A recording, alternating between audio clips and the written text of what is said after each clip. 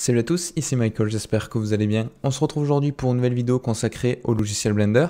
Il s'agit de la troisième et dernière vidéo qui va conclure la série consacrée aux cheveux. Donc rappelez-vous, en tout du coup il va y avoir 3 vidéos.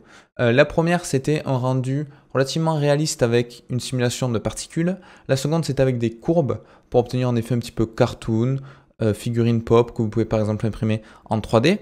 Et celle-ci aujourd'hui ça va être un petit mélange entre les deux, où on va utiliser dans un premier temps une simulation de particules pour obtenir une image qui va nous servir de texture, et ensuite une autre génération de particules pour définir où positionner cette image sur notre objet.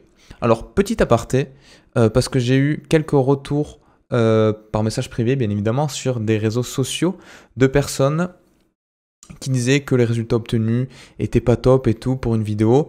Sachez que ce que je vous montre, ce sont des techniques de travail. J'essaie de vous offrir des méthodes ou des outils que je trouve judicieux pour arriver à un certain résultat. Ce résultat, bien évidemment, n'est pas parfait. On peut le retravailler. Vous comprenez bien que sur une vidéo de 20 minutes, je ne peux pas obtenir un résultat ultra réaliste. Il faudrait des heures et des heures et ce ne serait pas intéressant en vidéo.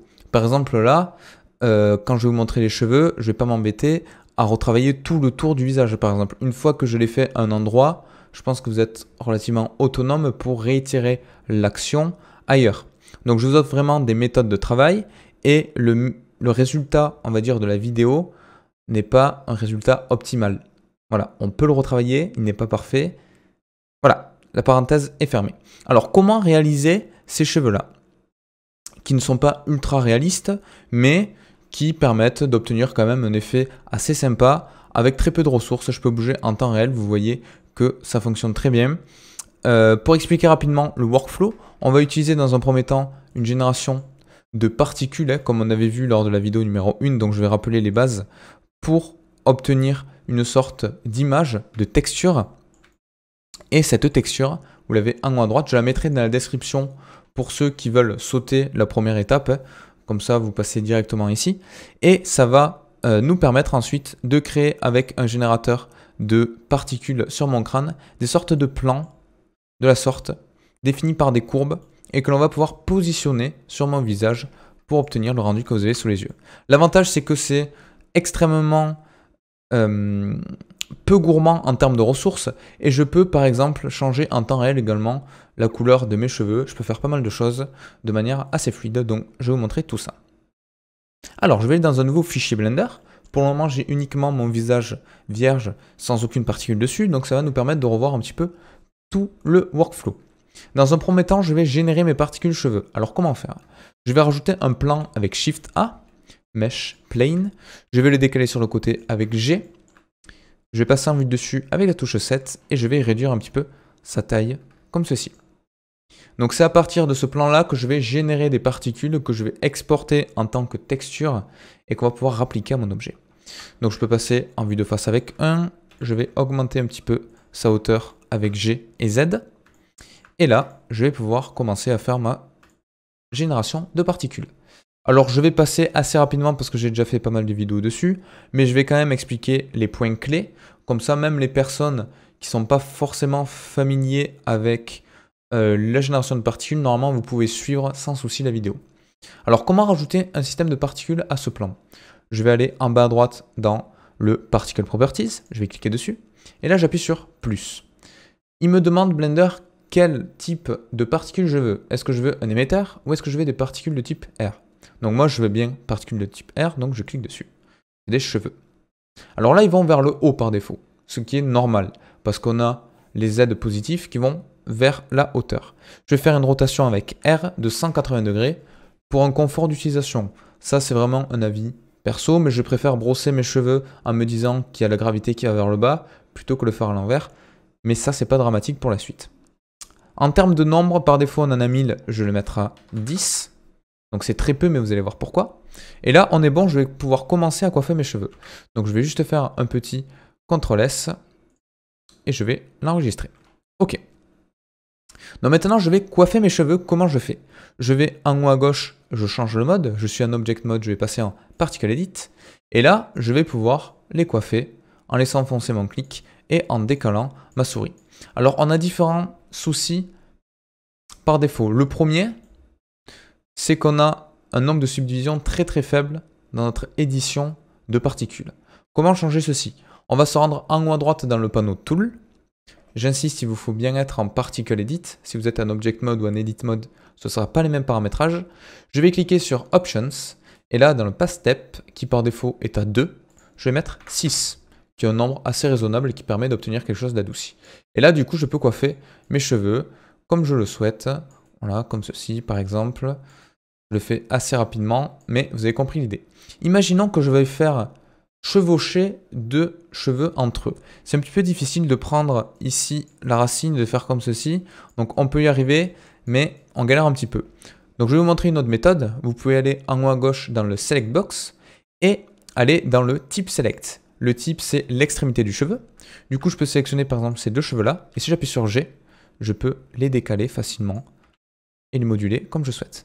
Alors, il y a vraiment une sorte de pin, c'est-à-dire d'attache qui se fait en haut, qui me permet d'avoir une physique réaliste dans les cheveux quand je les déplace. On ne peut pas les arracher de notre simulateur, par exemple, de particules. Ce serait pas réaliste du tout. Et je peux donc les onduler comme je le souhaite. Voilà, refaire chevaucher en bas. Je trouve l'effet assez sympa. Et donc là, on est pas mal et je peux retourner en Object Mode. Et là, patatrac. On se dit, c'est bizarre. Dans le Particle Edit, j'avais un bon nombre de subdivisions. Et là, je retourne dans l'Object Mode. Et j'ai quelque chose qui est tout brut, qui est pas beau. C'est tout à fait normal. Parce qu'on a 3 paramétrages individuels pour augmenter le nombre de subdivisions de particules. On a le paramétrage dans le mode comp, donc dans le mode coiffure, édition de particules. On a le paramétrage pour la vue 3D, donc le nombre de subdivisions qui va être appliqué ici.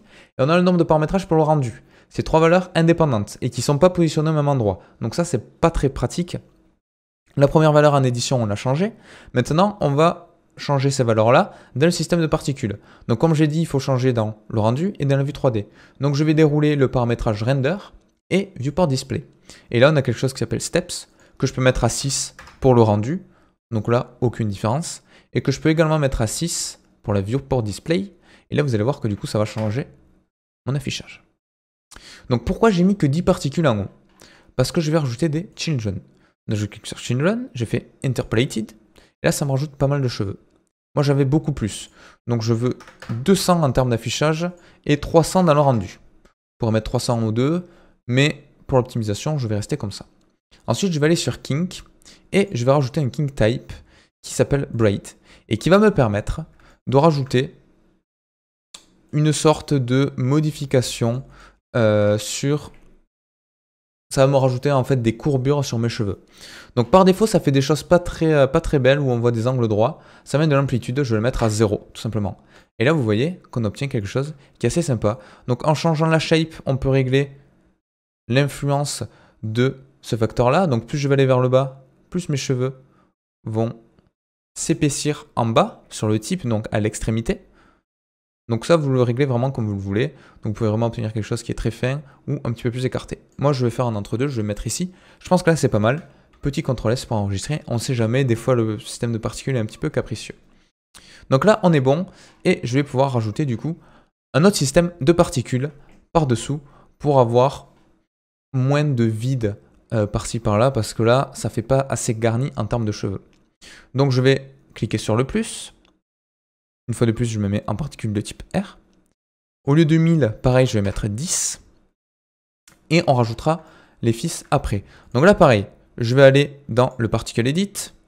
Je peux me mettre en mode comb pour le coiffer comme je souhaite. En haut à gauche, bien se remettre en Path Edit. Au passage, le second, c'est les points. Donc on peut voir les points d'influence. Ça peut être aussi pratique pour coiffer, plutôt que me mettre directement en mode coiffure.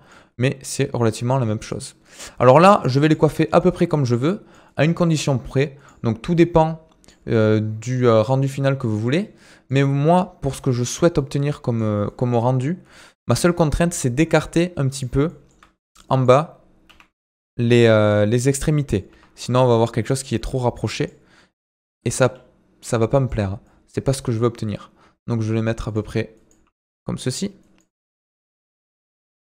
Je pense que là, on est pas mal. Est-ce que j'ai un point en par là? Normalement, ouais. Je vais le coiffer en le décalant un tout petit peu. Donc là, on est bon. Et je peux repasser en Object Mode. Donc par défaut, rien n'a changé. On voit qu'à nouveau, on a ce nombre de subdivisions qui est pas top. Alors ça vient de quoi? Mais ça vient du fait qu'on a des paramétrages individuels sur chacun des systèmes de particules que vous allez rajouter. Pardon. Donc l'autre, on est à 6 et 6. Celui-là, on est à 3 et 2. Donc c'est pas bien. Je me remets à 6 partout. Et là, je vais également rajouter donc un autre outil Children, donc Interpolated, pareil. Je mets 200 en display, 300 en render.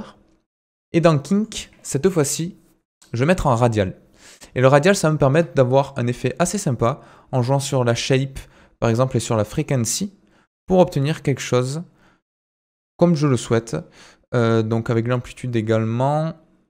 Voilà, par exemple, comme ceci. On va baisser un petit peu la shape, on va la mettre à peu près là. Donc une valeur assez négative quand même. Donc en haut, on a des choses qui vont pas du tout, donc on va baisser ça. Évidemment, sinon on va avoir quelque chose qui ressemble à rien. Shape, pareil, on va rééditer. Et on va toucher un petit peu au paramétrage jusqu'à obtenir quelque chose. Le clump, on n'a pas besoin d'y toucher, donc je vais faire un clic droit, un reset to default value parce que je ne sais pas ce que c'était par défaut. Dans l'amplitude, je vais un petit peu la augmenter, comme ceci. Donc il faut voir qu'en haut, ce ne soit pas aberrant en termes de résultats. Là, on est pas mal. C'est surtout la shape en fait qui va me déformer mon maillage. Et la frequency me permet d'obtenir quelque chose plus ou moins fin en termes d'ondulation. Voilà, et avec l'amplitude, je peux obtenir quelque chose qui correspond à ce que je souhaite. Donc ça, c'est vraiment des paramétrages que vous pouvez obtenir. Bon, je vous avoue qu'au début, c'est assez complexe de savoir quel paramétrage bouge quelle valeur sur nos cheveux. Donc une fois qu'on en a un qui nous convienne à peu près, on peut s'arrêter sur ça. Je vais recoiffer un petit peu mes cheveux parce que j'aime pas trop le fait que ça déborde ici. Donc je peux passer en Particle Edit. Si vous voulez voir l'influence des Children lorsque vous peignez, c'est possible. Il faut cliquer sur Children à droite, tout simplement. Et là, du coup, je peux le faire rentrer, par exemple, à l'intérieur, comme ceci. Et celui sur le côté. Bon, après, l'inconvénient, c'est que on peut saturer un petit peu mon affichage. Et du coup, là, j'ai un petit peu du mal à voir. Donc, je peux désactiver mon premier système de particules. Et Display Amount, je vais mettre 10 uniquement sur mon système de particules. Pour l'actualiser, je suis obligé de retourner dans l'Object et de me remettre en Edit. Et maintenant, quand j'édite, ça fonctionne correctement. Voilà, donc j'essaie de faire en sorte que ça dépasse pas trop sur le côté, sinon ça fait un petit peu bizarre. Donc là, je pense qu'on est bon. Et je peux me remettre, du coup, rafficher l'ancien système de particules et me remettre à 200 ici. Donc là, on va dire que nos cheveux correspondent à ce qu'on veut obtenir. Donc on pourrait faire des améliorations. Hein. On pourrait avoir quelque chose qui est un petit peu plus pointu en bout. Sinon, pour accentuer ça, on peut activer le clumping et ça permet de rajouter des groupes. Vous voyez, ça va regrouper un petit peu les cheveux. Bon, ça après, c'est vraiment du détail. C'est en fonction de ce que vous voulez obtenir comme résultat final. Donc là, on va dire qu'on est bon. Je vais juste décaler un petit peu ici la valeur d'amplitude pour faire quelque chose d'un peu plus fin en bout. Et là, c'est pas mal. C'est pas mal. Allez, je pourrais passer des heures, donc on va dire que là, c'est bon. Ok. CTRL S. Donc maintenant, on va faire un rendu qui va nous servir de texture pour exporter ensuite cette image-là et la plaquer sur notre crâne. Alors comment faire? Je vais utiliser la caméra, je vais le supprimer, je ne vais pas m'embêter. Je sélectionne mes cheveux, je vais faire Shift S, Cursor to Selected. Comme ça maintenant, si je fais Shift A et que je rajoute un objet de type caméra, elle est directement positionnée ici. À droite, je vais mettre une vue 3D. Voilà, qui va me servir de positionner ma caméra très rapidement. Et à gauche, j'appuie sur 0 pour passer en vue caméra. L'avantage, c'est que les deux vues sont synchronisées, bien évidemment, vu que je suis sur la même scène. Donc si je décale ma caméra à droite, ça la décale également à gauche. Donc je vais la positionner à peu près au milieu. Je peux repasser en outliner. Et maintenant, je vais cliquer sur le Object Data Properties de la caméra. Je vais inverser tout d'abord ici, dans le Output Properties, les ratios. Donc je vais mettre 1080 par 1920. Voilà. Et la caméra, je ne vais pas la mettre en perspective, je vais la mettre en orthographique. Du coup, j'ai plus mes perspectives, mais c'est pas grave. Je vais mettre comme ceci. Je vais faire GZ. Voilà, jusqu'à obtenir quelque chose qui correspondent à ce que je veux. Je pourrais sélectionner mon système de particules et faire S et Z pour allonger un petit peu ma mèche de cheveux pour avoir quelque chose qui recouvrira relativement de surface lors du rendu. Donc là, on est pas mal. Je vérifie que tout rentre bien. Ok, c'est bon. CTRL S. Je vais passer en Cycle. Donc c'est le seul moment de la vidéo où on va être en Cycle et on va utiliser quelque chose qui demande assez de ressources quand même pour effectuer mon rendu. Là, si je vais en mode Rendered, vous allez voir qu'on n'a pas grand-chose. Pourquoi? Parce qu'il me faut déjà un éclairage. Donc ce point light là, je vais le supprimer. Je vais rajouter une light de type Area que je vais décaler. Je vais mettre ici et je vais faire un éclairage vers mes cheveux. Voilà. Maintenant, si je passe en vue rendu et que j'augmente considérablement le power, je vais mettre à 250. C'est un petit peu beaucoup. 150, on est pas mal. Et je peux même rajouter une petite image HDRI pour rajouter un petit éclairage ambiant. Je vais mettre par exemple le intérieur de Blender par défaut. Donc comme ça, vous pouvez facilement le retrouver. Et je vais aller dans le Render Properties et je vais activer le Transparent pour les films. Et là, on est pas mal. Donc maintenant, je dois activer le matériau, le shader particulier pour nos cheveux. Donc je vais dans le Shader Editor, je fais New. Je vérifie qu'il soit bien assigné à mes cheveux, donc c'est bon. Je vais faire Shift A et je vais rechercher Principal Air BSDF et je le relis. Et donc là, je peux avoir une couleur plus ou moins différente. On va mettre vers du noir. Il y a des petits reflets un petit peu roux, donc je mets du noir à 100%. Comme ça, je suis sûr d'avoir quelque chose qui me corresponde au résultat que je vais obtenir. Là, on est pas mal. Et je vais pouvoir faire un rendu. Je vais mettre à 500 samples et je peux faire F12. Donc là, ça va prendre normalement pas non plus un temps extrêmement important. Donc, en fonction de votre configuration, je mettrai donc les deux images de référence dans la description, à la fois celle que j'ai utilisée pour mon test que je vous ai montré en début de vidéo et également l'image qu'on va obtenir ici. Comme ça, ça vous permet, si votre ordinateur n'est pas top pour le rendu cycle, si vous n'avez pas de carte graphique par exemple, vous pouvez directement prendre cette image et continuer le tuto sans aucune difficulté. Donc là, vous voyez, ça va quand même assez rapidement. Normalement, il doit rester une minute ou deux. L'avantage de cette technique-là, c'est qu'on va pouvoir également, déjà, on a des reflets assez sympas sur nos cheveux. On va également indiquer à Blender qu'on va vouloir générer du normal mapping à partir d'une image. Donc ça, on ne l'a jamais vu. Donc c'est assez intéressant de le connaître parce que ça peut être très utile. Et du coup, à partir de ça, on va pouvoir obtenir les résultats que je vous ai montrés tout à l'heure. Donc on aurait pu très bien éviter de superposer deux systèmes de particules parce qu'on voit que du coup, on a des petits soucis de cheveux qui passent à travers là. Mais honnêtement, c'est du détail, ça se verra même pas sur le rendu final.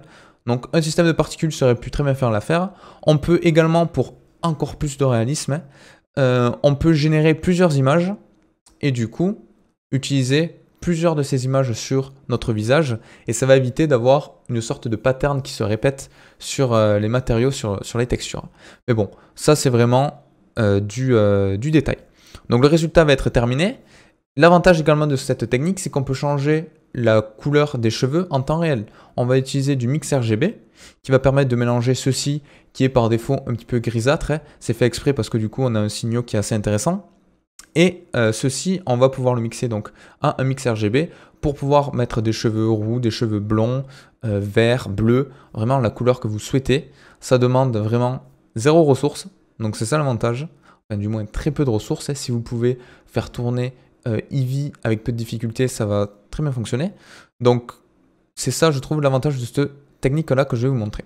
Ok, donc quand on a l'image qui est terminée, normalement il reste uniquement quelques secondes. Une fois que les carrés se seront enlevés, ça calcule le haut, bon, c'est normal. Vous voyez qu'on a du coup un rendu qui est pas mal pour une mèche de cheveux. Et on a surtout un canal alpha, c'est-à-dire une transparence. Et ça va être très important. Donc je fais Save As, je vais dans Mesh et je vais appeler Mesh exemple tuto. Save As. Ok. Maintenant que l'image a été enregistrée au format PNG, je rappelle pour activer la transparence, sinon ça va pas bien fonctionner. J'ai besoin d'activer un add-on pour vous montrer la première méthode de travail pour ajouter les cheveux sur mon crâne. Alors cette méthode, elle n'est pas très optimisée, hein. Elle me prend pas mal de temps, mais ça va me permettre de vous montrer déjà une première approche sur le workflow que l'on va utiliser, parce que c'est relativement similaire avec la méthode finale que je vais vous montrer, qui est malgré tout un petit peu plus automatique. Donc on a besoin d'un add-on pour faire ce que je vais vous montrer, du moins ça va nous faciliter le travail. Je vais aller en haut à gauche, je vais dans Preferences, Add-on, et là je peux rechercher Images as Plane, et je peux le cocher. Et ça me permet quoi? Ça me permet maintenant, si je fais Shift A, que je vais rajouter un objet type Image, j'ai ce petit item qui s'est rajouté à la liste qui est Images as Plane. Et si je clique dessus et que j'ouvre ma mèche, on peut voir que j'ai automatiquement un matériau qui s'est créé par-dessus. Donc ça, c'est très pratique. Automatiquement, il m'a relié la color à la color, l'alpha à l'alpha. Et donc là, on est pas mal. Si vous avez des petits soucis lorsque vous tournez autour de l'objet, notamment à cause de l'alpha, vous pouvez désactiver en haut à droite le Show Backface. Des fois, il y a des petits soucis. Ça permet d'activer des choses par transparence. Mais vous voyez là, quand je fais une rotation, on a les cheveux qui bug un petit peu. Donc hop là, je vais les décocher. On peut rajouter du normal mapping qu'on va générer à partir de ça pour ajouter un petit effet. Parce que là, on voit que c'est une image qui est vraiment lisse et plate. C'est pas très réaliste. Donc je vais faire Shift A. Je vais rajouter une note de type bump qui me permet de convertir un signal en normal mapping. Donc c'est une manière un petit peu... C'est pas très propre, hein, mais on n'a pas généré de normal map à proprement parler. Donc ça me permet quand même d'avoir quelque chose qui ressemble à ceci. Et du coup, c'est un petit peu mieux. Je peux gérer également la force. Donc ça va dépendre de l'éclairage. Je vais le mettre comme ceci. On va mettre 0,9. Je pense que c'est pas mal. Ok. Donc la première méthode que je vous disais qui est pas top. Je vais augmenter un petit peu la taille de cette mèche.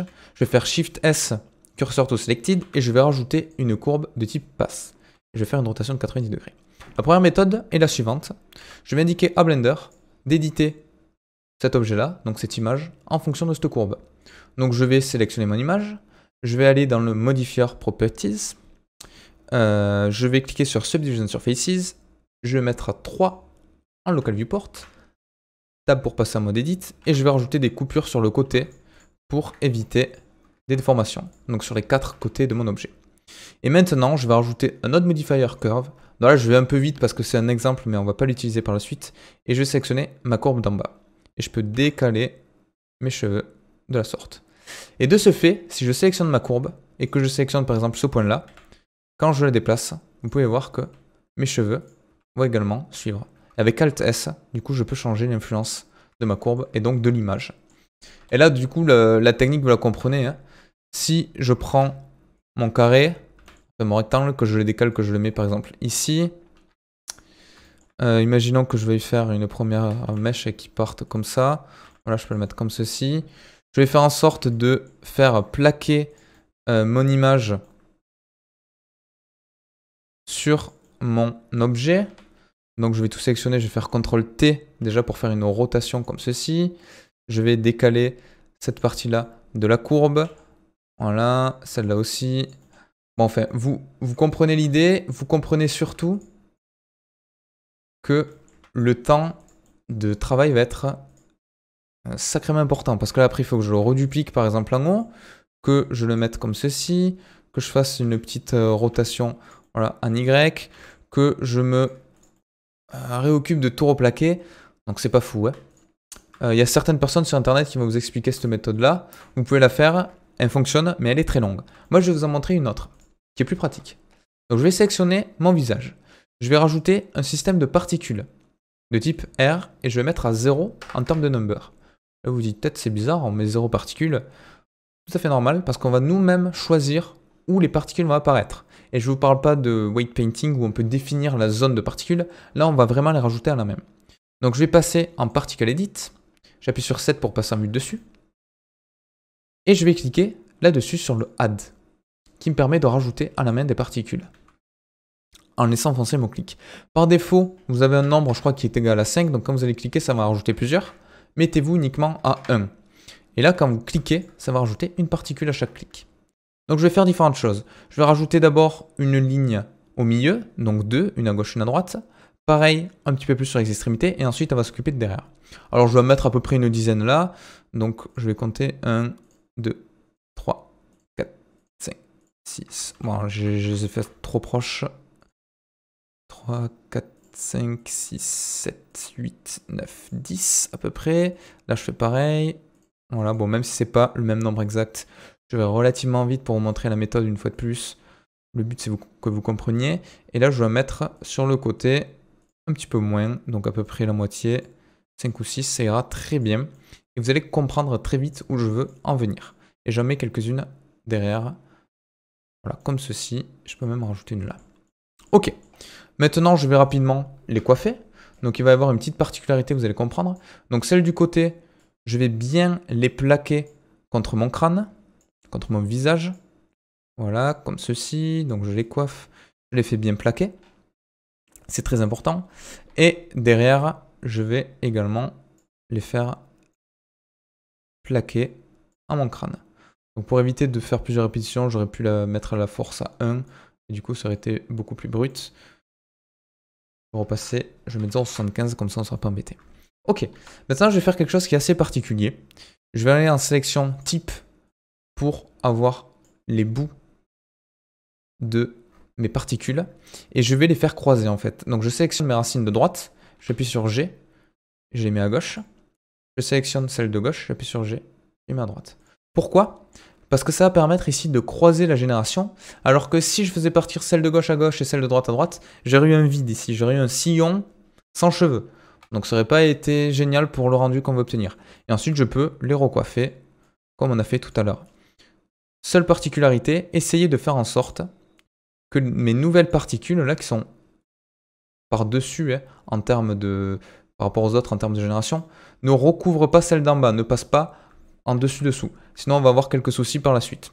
Ils ne sont pas dramatiques, mais le rendu, du coup, sera un petit peu moins propre.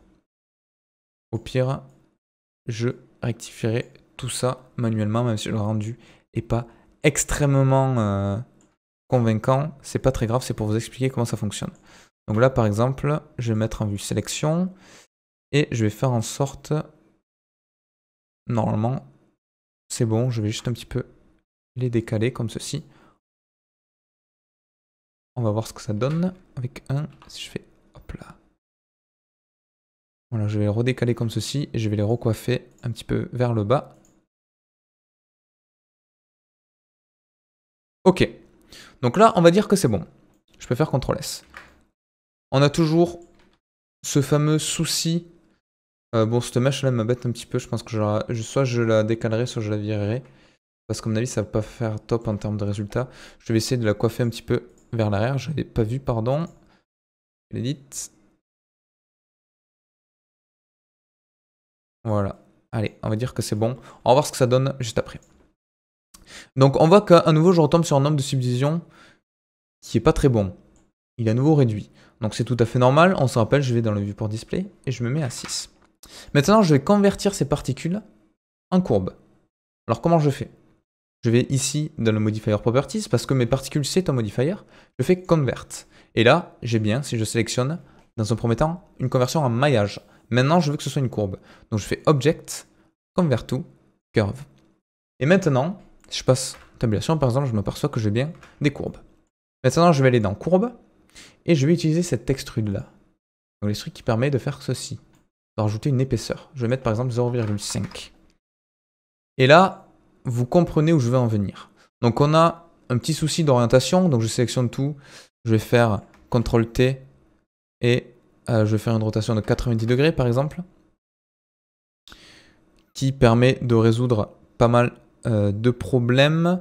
Il faudrait ensuite réaligner manuellement. Je le ferai en accéléré parce que ça va pas être très intéressant. Mais là, vous comprenez que du coup, on va pouvoir rajouter, Shade Smooth, on va pouvoir rajouter nos textures de cheveux sur ces lamelles qui sont générées et ça nous évite de les placer manuellement. Donc pour régler ces petits soucis d'orientation, c'est relativement simple mais ça c'est long. J'appuie sur L pour sélectionner tous les points qui sont alignés. Et si je fais CTRL-T, ça permet de faire une rotation. Et du coup, pour obtenir vraiment quelque chose de top, il faudrait des rotations en évitant ces crénelages-là. Donc je vais le faire rapidement, on se retrouve tout de suite.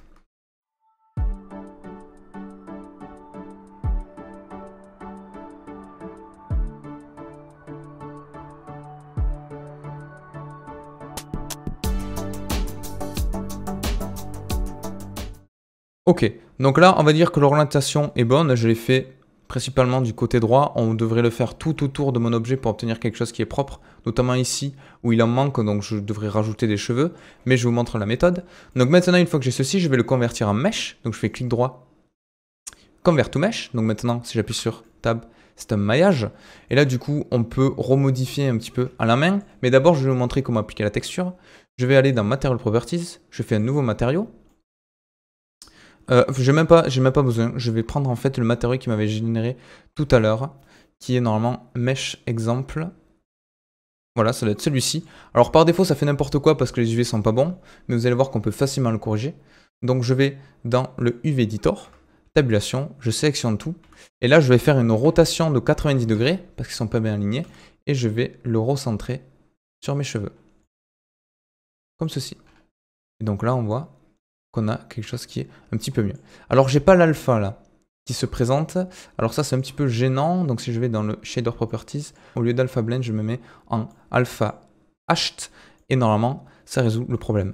Et vous voyez que du coup, on obtient un résultat qui est correct. Donc il y a des petits soucis, notamment ici. Hein. En haut, là, on a des petits crénelages que je pourrais facilement corriger en rajoutant par exemple des subdivisions avec CTRL R, comme ça sur le côté. Je pourrais en amont même tout sélectionner, appuyer sur P et faire By Loose Part.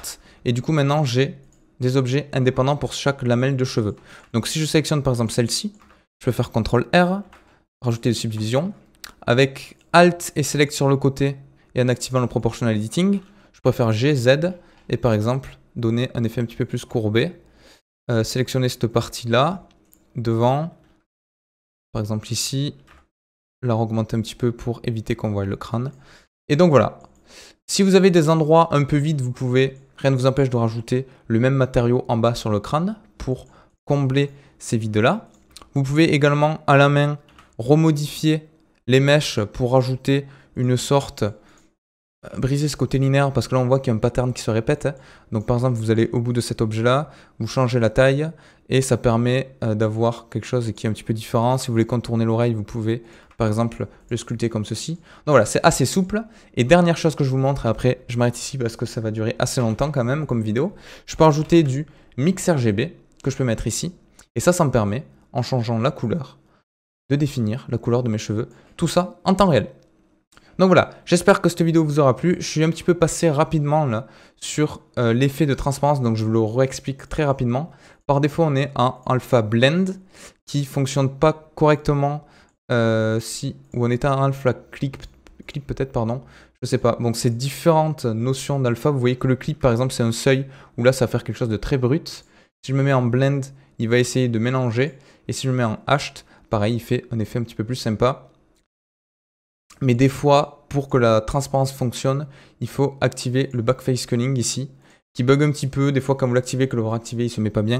Donc voilà, c'est la seule chose, la petite subtilité. Donc voilà, j'espère que ça vous aura plu. On obtient un résultat qui est assez correct et qui est très bien optimisé. Pour faire une animation, c'est pas mal. Donc bien évidemment, il faudrait rajouter des choses derrière parce que là, on voit que c'est pas complet, retravailler de l'autre côté. Mais si vous avez compris comment ça fonctionne ici, vous pouvez le faire sur tout votre visage.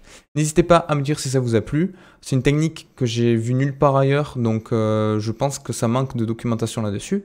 J'espère que ça vous aura appris des choses et je vous dis à la prochaine. Ciao.